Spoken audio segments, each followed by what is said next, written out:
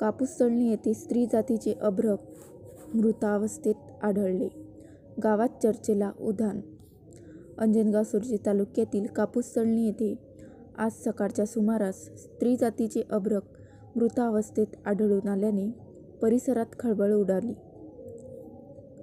रहिमापूर Chincholi police station हद्दीतील कापूस तळणी गावालगत असणाऱ्या खंडेलवाल लेआउटच्या खुल्या जागेवर मातीच्या ढिकलाखाली आज 15 फेब्रुवारीला सकाळी 5 ते 6 वाजताच्या दरम्यान स्त्री जातीचे अर्भक कोणीतरी अज्ञात व्यक्तीने आणून टाकल्याचे सकाळी 10 वाजता उघडकीस आले.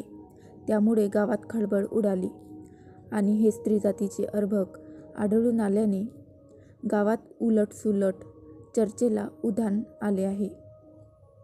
आज सकाळच्या सुमारास खंडेलवाल लेआउटच्या खुल्या जागेत गावातील युवक क्रिकेट खेळायला गेली होती. त्या क्रिकेट खेळायला गेलेल्या मुलांना मातीच्या ढिकलाखाली मृत अवस्थेत स्त्री जातीचे अर्भक दिसले. याबाबत ही माहिती मुलांनी गावात दिली. घटनास्थळी गर्दी जमली.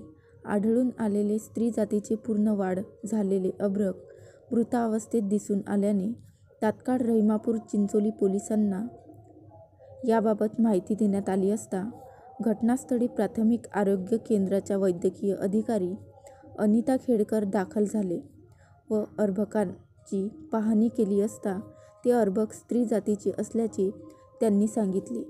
पोलिसांनी पंचनामा करून अर्भकास उत्तरीय तपासणीसाठी ग्रामीण रुग्णालय अंजनगाव येथे पाठविण्यात आले. सरकारी दवाखान्यातील गरोदर मातेच्या नोंदीचा शोध घेऊन स्त्रीभ्रूण हत्या करणाऱ्यावर कारवाई करावी अशी मागणी अरुण शेवाने यांनी केली आहे. सदर घटनेचा पुढील तपास ठाणेदार अनंत वडतकर यांच्या मार्गदर्शनाखाली दुय्यम ठाणेदार अर्बट करीत आहेत. मात्र अशा पद्धतीने नवजात बालकाला बेवारस फेकणारी ती माता कोण ही चर्चा आता कापूस तळणी परिसरात रंगली आहे.